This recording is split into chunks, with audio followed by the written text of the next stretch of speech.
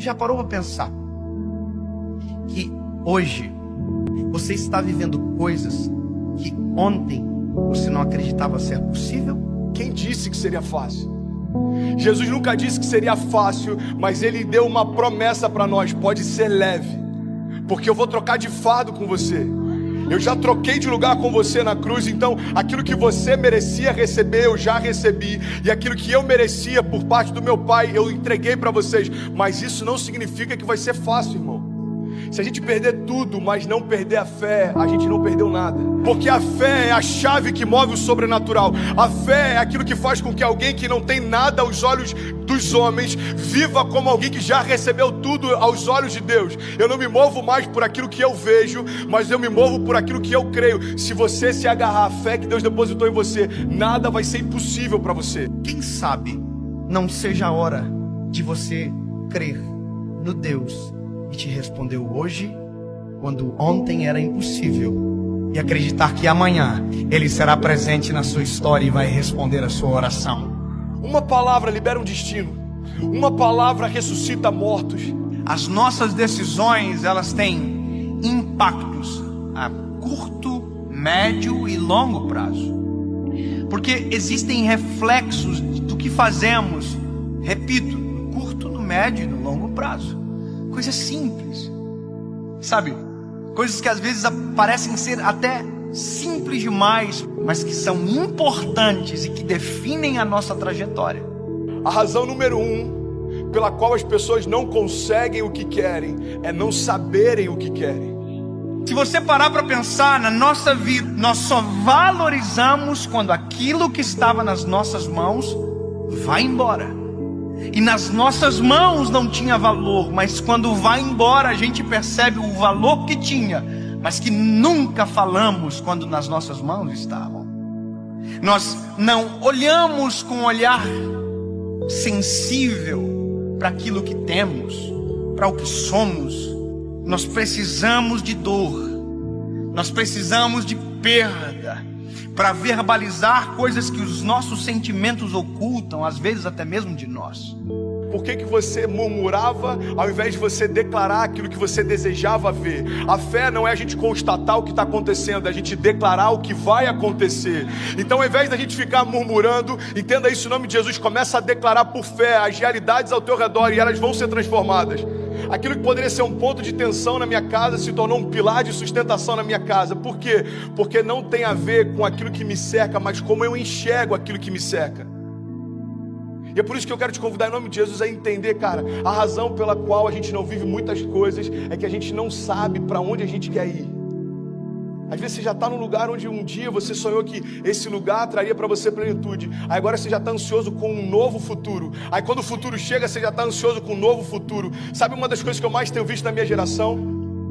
Quando aquilo que um dia era futuro se torna presente, ele está encontrando a gente ausente. Porque a gente já tá sonhando com um novo futuro desejado. É dolorido falar isso, mas já parou para pensar que tem gente que só vai entender a preciosidade da vida quando a de alguém de muito perto for ceifada? Eu não sei se você já teve a experiência de ir a um velório, mas vá a um velório, é pedagógico. Você sai do velório muito mais amoroso, você sai do velório muito mais sensível, muito mais grato. Você agradece o ar que expira quando descobre que a pessoa que está no caixão faltou o ar para viver. Você valoriza o coração que bate no peito. Você valoriza a esposa que você tem. E às vezes só se valoriza quando perde. Você verbaliza, às vezes, palavras fora de hora. Vá a um velório onde alguém que perdeu o pai e que nunca disse que o amava, para você ver a dor que é. Ele abraça o caixão, ele grita, eu te amo! Mas essa palavra não surte mais nenhum efeito, porque quem precisava ouvir não ouve mais. Porque tem coisas que só valem enquanto há tempo, fora de tempo não vale mais. O seu posicionamento define os seus limites. Sabe, isso está ligado à tua fé, isso está ligado à tua família, isso está ligado ao teu chamado. O teu posicionamento define os seus limites. Tem milagres que você está esperando que aconteçam, mas você não deu os primeiros passos de fé para que eles se realizem. Tem romper que você está esperando que se manifeste, mas você ainda não deu os primeiros passos de fé para que ele aconteça. Tem momentos, irmão, que a gente está clamando para que Deus mande a chuva, mas a gente nem preparou a terra ainda. E Deus está falando: ei, se eu mandar a chuva do jeito que os campos estão, eu vou destruir a tua plantação, eu não vou te abençoar com isso. É Deus falando: ei, se prepara para receber aquilo que eu quero derramar, se prepara para receber aquilo que eu vou derramar sobre você. Você precisa se posicionar na direção do teu milagre. Nós não podemos deixar a nossa vida chegar a um momento aonde as esperanças não existem mais, porque aquilo que era para ter sido um tempo, perdeu-se o tempo. Perder para valorizar. Nós não precisamos disso. Nós não precisamos, deixar ir embora para perceber a importância que tinha quando estava perto. Alguém que não é rei ainda, mas já se porta como tal, está preparado para assumir o trono. Você quer um exemplo claro? Deus unge Davi. Davi era improvável, Davi era desconhecido, Davi até para o seu pai e para os seus irmãos era invisível, mas a partir daquele dia, aos olhos de Deus, Davi já estava no trono.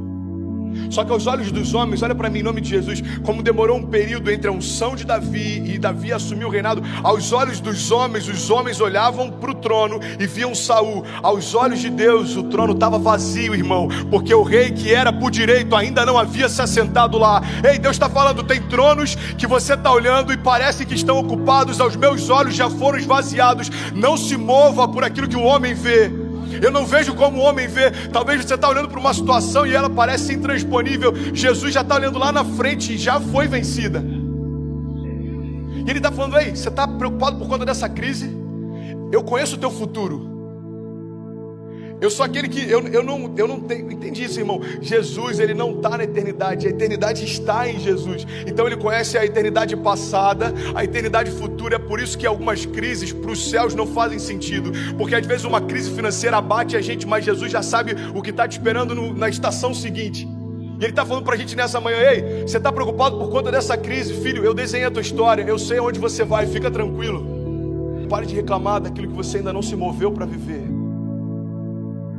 Pare de reclamar do resultado de escolhas que você não fez. Para você viver a vida que você deseja, você precisa abrir mão da vida que você leva.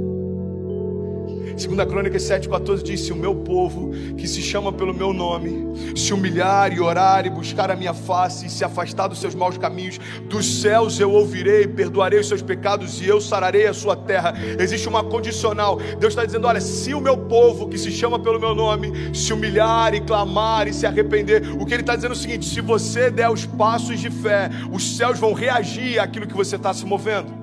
Evangelho não tem a ver com conforto, Evangelho tem a ver com propósito. E é por isso que muitas vezes a conta não fecha. Irmão, quem disse que seria fácil? Eu quero te encorajar a você se posicionar na direção do seu destino, na direção do destino que Deus prometeu para você. Nada menos do que isso vai ser aceitável. Salmo 126, versículo 5 diz: aqueles que semeiam com lágrimas, com cantos de alegria colherão. Aquele que sai chorando enquanto semeia, voltará com cantos de alegria, trazendo seus feixes. Mas eu não posso fazer por você aquilo que só você pode fazer.